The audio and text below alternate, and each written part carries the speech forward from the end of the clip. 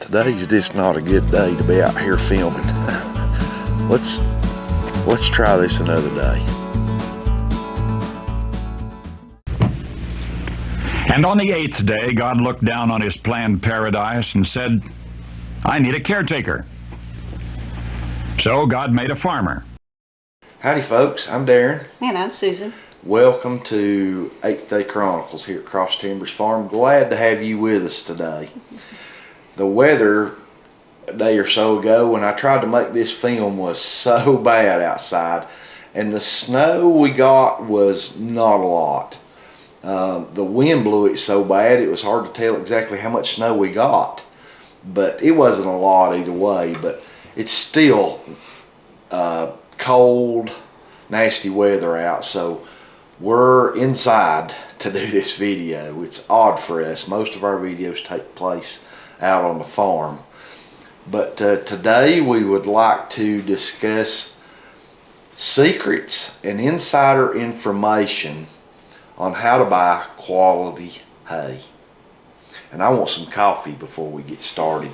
I made a perk pot of coffee, and we're big coffee drinkers here, and I love percolator coffee, the old time way of making coffee, and this is some strong coffee.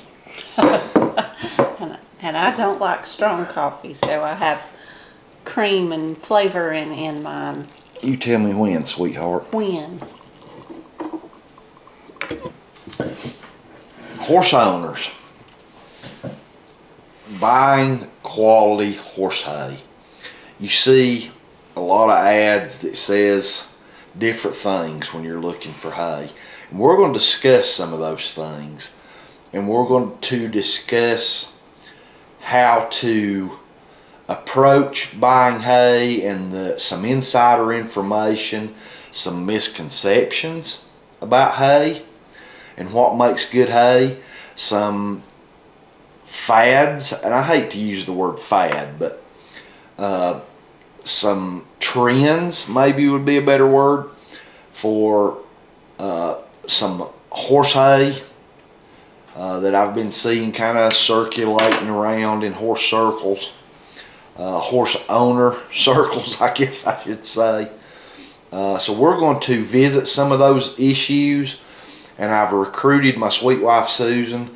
She was in the kitchen making sourdough bread, and I asked for her help with this video. So we're gonna address some of these issues and tackle some of these issues, and you as a buyer of hay, we're going to give some inside information from the grower's standpoint. If knowing what I know about growing quality hay, if I suddenly stopped producing hay and started buying hay myself for horses that we would own, how would I go about it? And we're going to give some inside information into that. You ready? I'm ready. Okay. Okay, Susan, if you moved to a new town somewhere and you owned a couple horses, what would be some of your questions when it come to securing your hay for the year for your horses? So things my horses would want me to know about what they're going to consume. Number one, let's see, how do I find good hay? What is good hay? That's a very good question. You're new to the area and you know very little about the hay producers in that area. So her question was, how do I go about finding hay? And I would suggest 3 ways for sure, and there may be more. But one way, and I've elaborated about this in some other videos a little bit. The number one way to find local hay is probably Facebook Marketplace. Facebook, the social media platform Facebook, has a buy and sell part of that platform called Marketplace, and you can log into Facebook, and if you don't have a Facebook account, consider making you one. Even if you don't care much for social media like I do, make you an account just so you can access Facebook Marketplace. And they have a search engine. You can type in premium quality hay or horse hay, and it'll pull up all kind of listings, and you can even do a mileage radius around where you're at. And I have found that that is one of the better places to find local hay. Not only find it, but that is probably one of the best places to find the average price for that area, wherever you're searching, of that hay. You can find the average prices by comparing lots of different ads. The next way would be to contact your local extension office. Ask your extension agent who can you contact about buying hay. Most of those extension agents know their hay producers in their county. Another way would be if you have any agriculture publications in your area, local, maybe that extension puts out, or Hay and Forage Grower magazine, something like that. You can look for ads in your area and find hay farmers. And while we're talking about local hay, I would strongly suggest buying hay locally.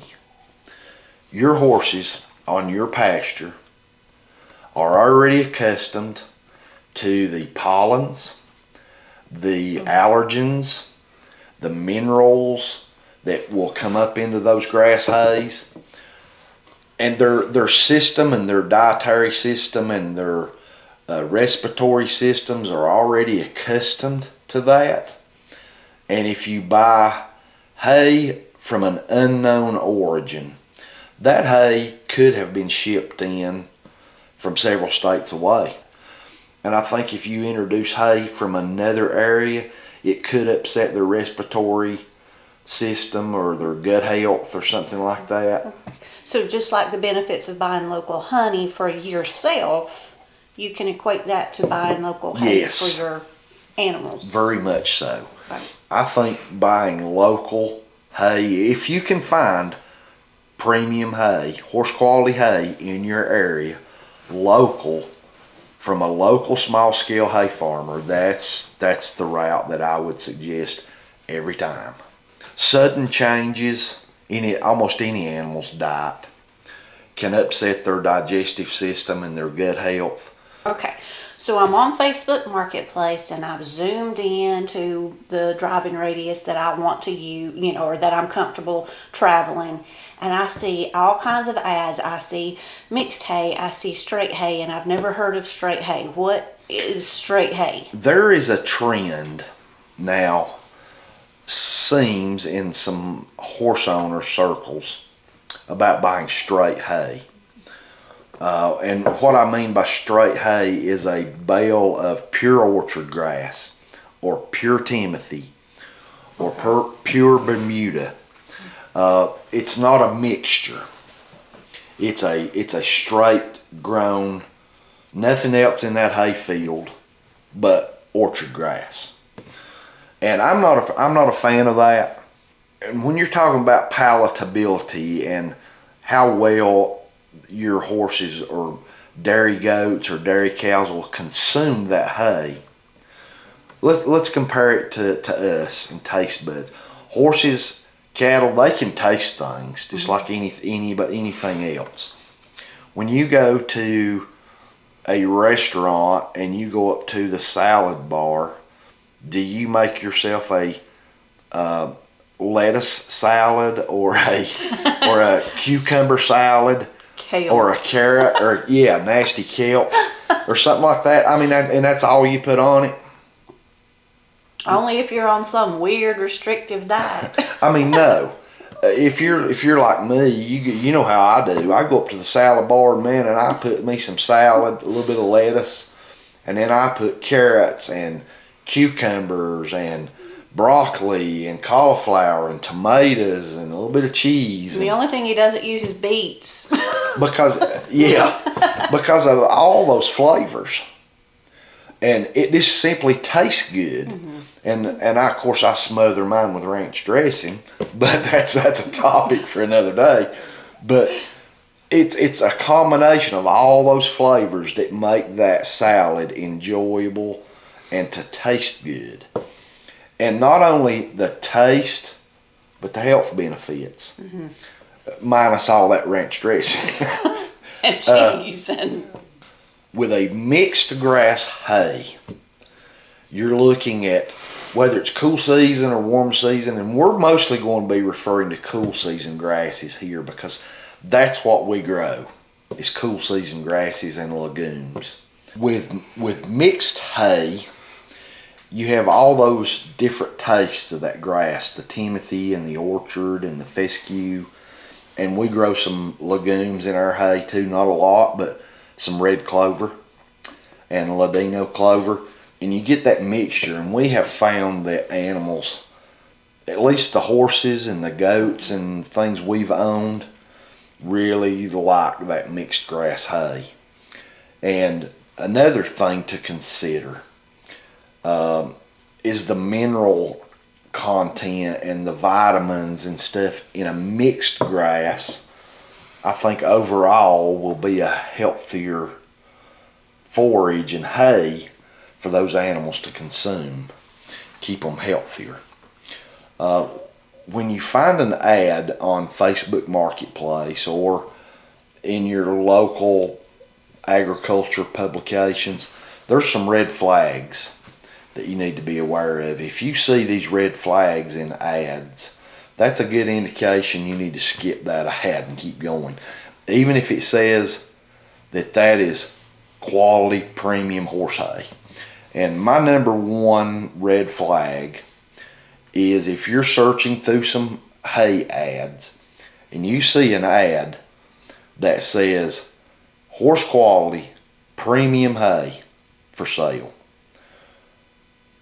spray free, organic, weed free, that should be a huge red flag.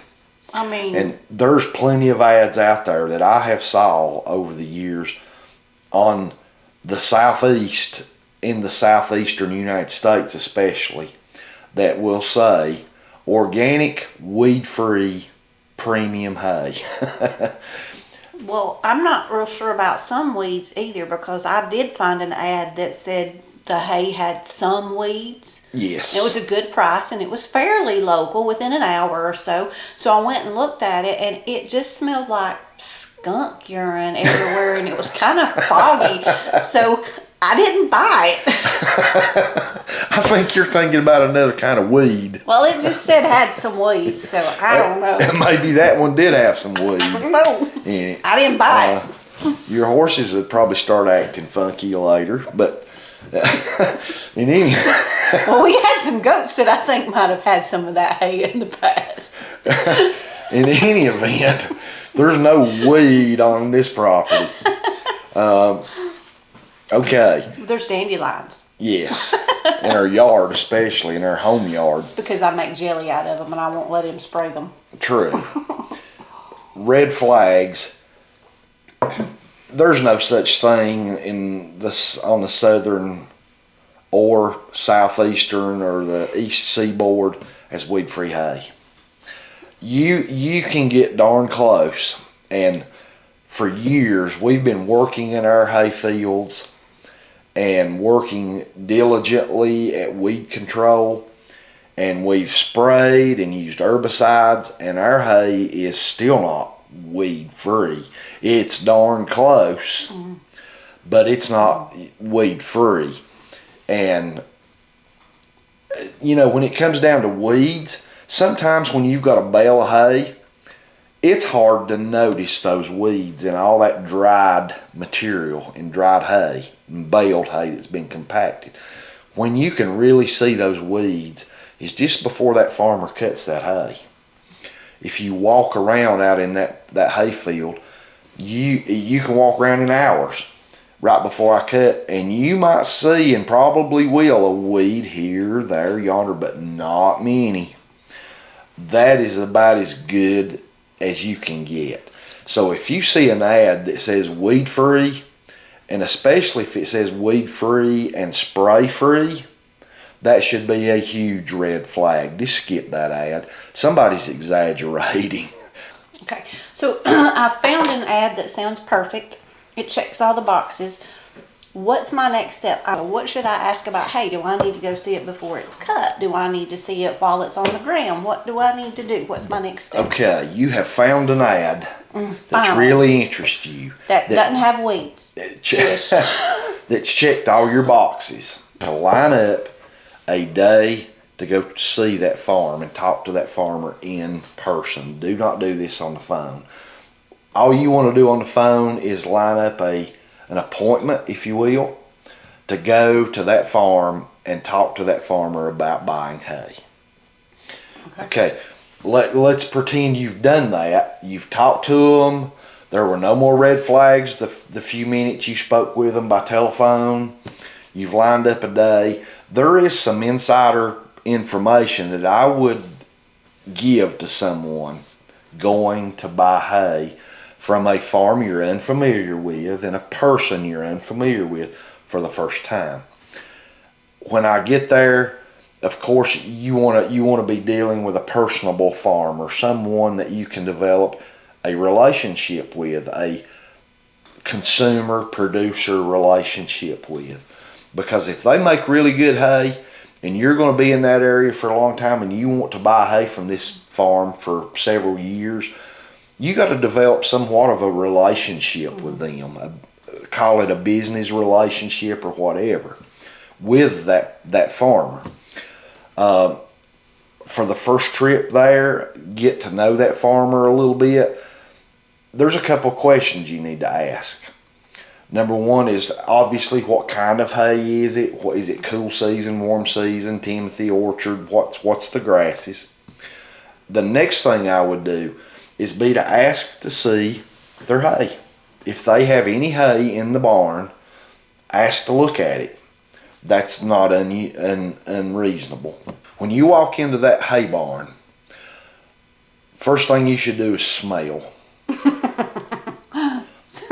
Sometimes you can smell it good. Yeah, you should notice the smell inside that good barn. hay smells good. Yes, you should notice immediately a sweet grass smell inside that barn.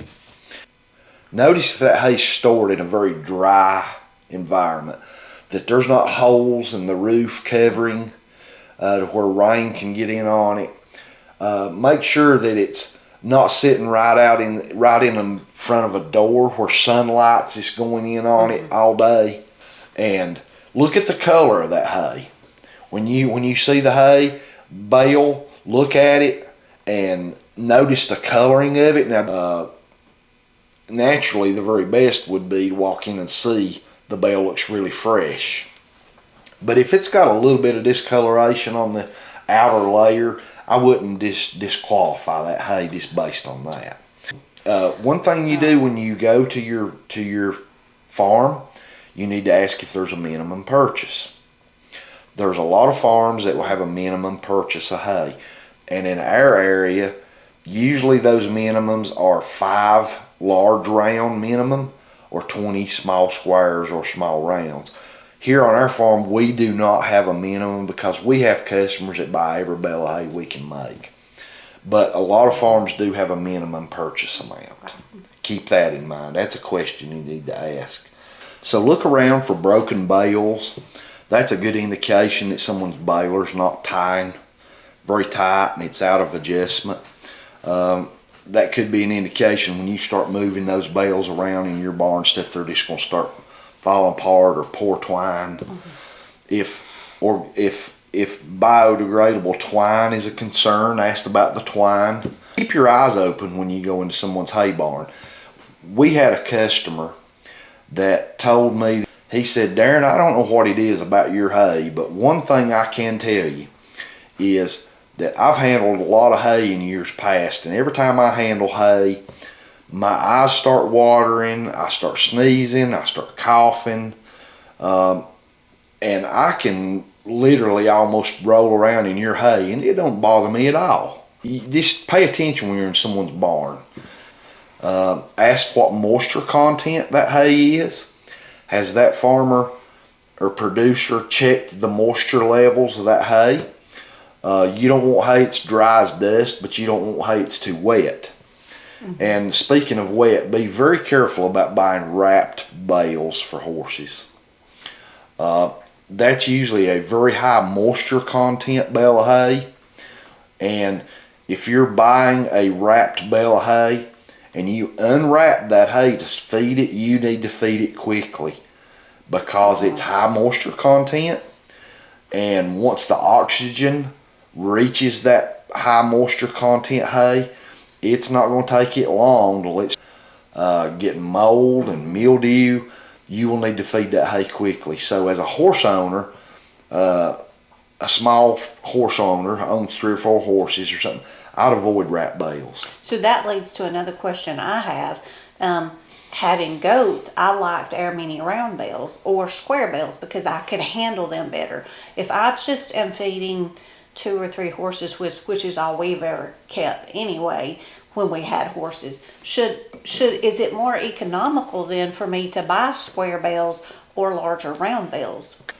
To answer that, as the producer, I would say, do you own a tractor?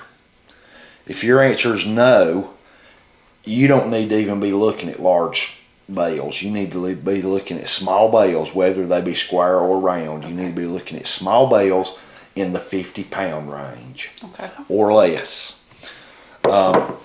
In order to feed a large round, you're going to have a tractor with probably a hay spear or at least some pallet forks on it to be able to pick those heavy bales up and move them. We're talking, hundreds of pounds. So another question about quality, maybe a question, maybe a statement, is people will say, well, it's better than a snowball, meaning at least they've got something to eat. But we've actually had hay here before that our goats would not eat. True. Like, they absolutely would not eat. And a very common misconception, people says goats will eat anything. Yeah, no, they're as particular as horses. Especially dairy goats. So would it be okay then to ask my producer, is this what you feed your animals? Sure it would. If they have animals. If they have animals. Yes, sure it would. That would not be out of line to ask that. That's for sure. So some red flags. Again, we talked about red flags a few minutes ago. Bear in mind, if you see an ad for horse quality hay and it's excessively overpriced, I don't know why anybody would want to do that. Maybe they're wanting to retire on one hay season. I don't know. That's unreasonable. For what your area, the market is bearing, what's the normal price, or excessively cheap hay. Really cheap hay is usually just that. It's cheap for a reason. Someone has hooked the hay mower up to their tractor and they've went out into the field and they've mowed whatever's in that field, whether it be goldenrod or ironweed, horse nettle, and whatever gets cut gets raked and baled, and that's what's in that bale. And they've done very little or no maintenance, fertilizing, liming, nothing to that hay. And likewise, it's price cheap. we opened a bale of hay once that before we started making our own hay, and there was a road sign in it. Yeah, it was one of these little narrow things. It says buried cable that you see along the road. It was in that bale of hay, all mangled up. Yeah, and just be aware when we're talking about prices, what your local area, what is the normal price for a premium bale of hay, and if you want to have a good relationship, you have found some really good hay from someone, a producer that has a good personality, and you like doing business with them. And the worst thing you can do is go to that hay producer, haggle over price. Because trust me, if that producer is making high quality hay, he is going to have no problem getting customers. Because you can't find premium hay on every farm. And as a horse owner, you need to realize what costs are in that bale of hay. That premium hay that's almost weed free, And high nutritional value is going to bring a premium price no matter where you're at. Talking about lower prices, I have seen ads that say if you pick up in the field, it's a cheaper price. Is that a good idea for a consumer? Yes. Yes. Okay. That would be a good question to pose to your producer when you're having this farm visit, is to ask, is that an option? If I come the day you cut hay, when you're baling, if you call me and say, come get it, and I show up with my truck and a trailer, and I collect those bales out of the field and haul it straight onto my farm, can I get a discount? So then another question, because of some things I see on Facebook Marketplace ads, or our county extension office actually sends out newsletters monthly, and so does our state extension office. But I'll see ads on there, and hay will be different prices from the same producer. Hay will be different prices, and sometimes it'll say first cut, second cut, third cut. What Yes. does that mean, and what do I as a horse owner actually want? Is it worth more to pay? Is it worth it to pay more for that second or third cut? There's misconceptions, in my opinion, about first cutting hay versus second or third.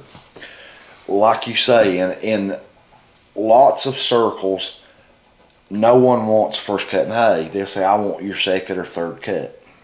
Okay, why do you not want the first cut? Well, first cut's really steamy and fibrous and not as good a nutritional value, so I don't want first cut hay. And there is situations where that is very true. First cut hay is usually when early summer, when cool season grasses are in their reproductive stage and they develop stems for the seed head. That hay can get quite steamy if it's allowed to grow past maturity, to maturity or past. Okay, that's where you need to talk to your hay producer. Find a hay producer that is passionate about making hay, that knows his stuff about cutting hay. Waiting until your first cut hay has went in past the boot stage into the heading stage, where the seed head is starting to develop, you're going to get really steamy hay. Our first cutting this past summer was very steamy hay because we had to wait. We had no choice because of the rain. But you can take first cutting hay, and if it's cut at the proper time of maturity of the growth of that hay, but while it's still in the boot stage, and it's cut late in the evening when the sugars and starches are at their highest, it's been tedded within 24 hours. If the hay mower pushes that hay back into a swath, and then the farmer comes along and teds that hay and spreads it out really good, so the leaves of that hay are in the sun, so the stomatal openings of the leaves of that hay will be out into the sunlight to retain higher levels of sugars and starches and nutrients. And it's been baled at the proper moisture. It's a totality of the circumstances. But the most important step of all that is when it was cut. You can take first cutting hay and cut it while it's still in the boot stage. You don't see those big old tall stems with the seed heads out. Okay. That's what most people associate with why they don't want first cutting hay, because it's very steamy. I have seen first cutting hay that was as good a quality, maybe even sometimes better than second or third. That falls back on the knowledge of that hay farmer. Okay. He knows what he's doing and when to cut that hay at the better times, the proper times. Now, granted, all this is weather dependent. If you have a really wet spring or where you can't cut until the rains just keep coming, and that farmer couldn't cut that hay until it was already up into the steamy seed head part of the reproductive stage, then yeah, that hay is going to be fibrous, a lot more fibrous, and not as good a quality. But if it was cut at the proper time, growth versus nutritional value, and I've talked about that in another video, you can wind up with very high quality first cutting hay. Okay. Okay. So like as a gardener, one thing I look for if I go out to my garden and my lettuce has this big beautiful flower head on it, I no longer use that. So is that what you're referring to for people who may not understand? Yes. Cool season grasses during the reproductive stage, and they only go into the reproductive stage usually once per year. And that's usually at the first growth stage. Usually if you come along and cut that, the next time it grows back up, there's less and less stems every time you cut. It's got to do with the reproductive stage. The cool season grasses will develop a fibrous stem that the seed head pushes up through that stem and then blooms. Okay. And you want to cut that hay, first cutting, before it blooms or before that stem gets really tall. Okay. So before it bolts, like if you're thinking about a garden. So Yes. Okay. So if I go to a field with my producer and I see beautiful bloom on all of his alfalfa or Timothy or whatever his hay is. It's past prime. Okay. Yep. You want to cut it in that younger, tender stage. Makes sense. So it becomes less palatable, the nutrition drops. Yeah, it's softer. Well, if you cut it before it gets too mature, it's softer. It's more palatable to the horses. Okay. It's softer. It's more tender. It's got better nutritional value. It's just overall better hay. Okay, as a hay buyer, don't be unrealistic about hay. Realize that hay's not grown in a greenhouse. So you're saying if I find some leaves or sticks, I should not overreact. You're right. Excessive amount of leaves or sticks, I might start asking some questions. But to find an occasional leaf off of a tree or occasional little small piece of a branch or something of that nature, if I started finding beer cans and road signs or road signs, I would be quite concerned. But don't be unrealistic if you find a leaf in the hay or a couple of leaves in a small square or small round to kind of go off the deep end saying I paid for premium hay and this has got a leaf in it. This stuff's grown out in the open, in open fields and in an open environment, and it's not grown in a greenhouse. So don't be unrealistic about your expectations. Okay. The last question that I have is, I'm new to the area. I have found what I think is the producer I want to make a relationship with. But where I moved from, I was always given a hay analysis. Is it unrealistic if that's not offered to ask for that? No, that's not unrealistic at all. It would be practically normal to ask for a hay analysis. If you're new to the area and you're unsure of what the protein levels and the total digestible nutrients and stuff is for local hay in that area, it would not be unrealistic to ask for one. And if the farmer does not have a hay analysis done and you really like that hay and you want to be able to buy that hay but you want an analysis, ask him if you can take a sample and send it off before you commit to buying it. Yes, because I know, horse owners who are conditioning their animals for, rodeo or racing or whatever, and goat owners who are conditioning those animals for shows, that sort of thing might be important. So Yes. It is, okay. Okay. And while we're on that topic of horses that are heavily exercised, now, lots of times in the hay industry, the hay community, the topic of alfalfa comes up a lot. And my advice, your mileage may vary, my advice is do not feed your animals alfalfa as their primary feed. Only feed it as a supplement. because alfalfa is very high in protein, very high in calcium. It leaches calcium. Yes. Only feed it as a supplement, and then only to animals that are being exercised pretty heavily, or lactating mares, or dairy cows, or dairy animals. Mm-hmm. I think I strayed away from that question because we had a goat one time that could not consume alfalfa at all. Yes, so it was. I think for us, we kind of tend to. Yes, it led to multiple health issues with all that calcium and proteins and stuff. As a buyer, just don't be unrealistic in your expectations, but do have expectations.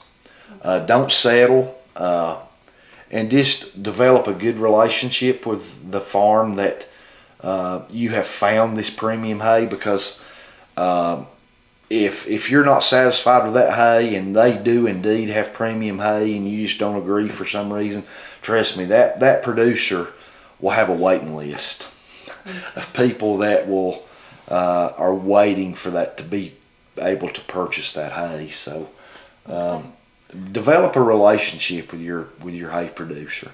That's the best advice I can give you. So as a producer, you want a consumer who is educated, cordial, understanding, and realistic. Yes. Okay. That from the producer's side, that checks all my boxes. And horse owners are a particular lot when it comes to buying hay. Horse owners are very particular about their hay. So is dairy farm owners. And they should be. If they're not particular about their hay, and I'm talking small scale, I'm not talking about a 2,000 head dairy farm. I'm talking about the homesteader that has a Jersey cow or 2 or 3 Guernseys or something like that, or a small scale goat dairy farm. And horses. They're particular about their hay, and if they're not, I don't think I'd want to buy their milk. Oh yeah, trust us. If we wouldn't feed it to the horses, we wouldn't feed it to our goats, because you can tell in the milk the end result is there. So they're a very particular lot, and when it comes to buying hay, and rightfully so. And I totally get that. I totally understand it. Been there, done that, got the t-shirt. As a producer, you need to understand that horse owners and dairy owners, small scale dairy owners, are very particular about their hay.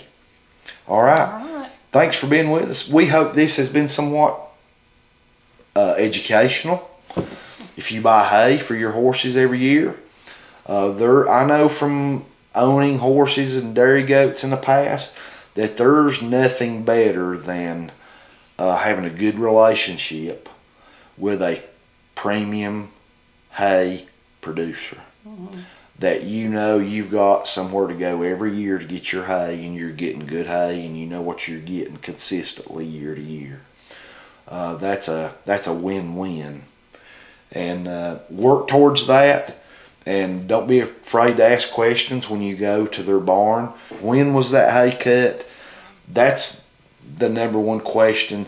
Me, being a producer, if I just quit the hay business and we bought a couple of horses, one of the very first questions I would ask when I went to a potentially new hay supplier, I would ask, when do you cut your hay? And if they say, what do you mean I cut it in the summer? I'd say, no. What time of day do you cut? Do you cut all day long? Do you cut in the evening? Do you cut in the mornings? When do you cut your hay? And what stage of reproductive stage of growth do you cut your hay? That would be my number one question, because there has been many studies in labs by professors and scientists that has determined that one of the very main factors in quality of hay is not the type of hay, and I mean all this has got some to do with it, but the number one factor is stage of maturity at harvest. When was that hay cut in its growth stage? That is usually the number one determining factor. So, hope this has been some. Yeah. And if your animals won't eat it, it doesn't matter what it costs you wasting your money. Yeah. We've had hay before that was very obviously dry as dust. It was probably about 3 or 4% moisture content. And you open up a bale of that hay and throw it in a hay feeder, and the goats would literally take a few bites and walk off and wouldn't eat it. Yeah. No matter what kind of hay it was. It's a totality of the circumstances. Thanks for being with us. I really appreciate it. I pray God blesses you and your family. Hope you all have a fantastic day.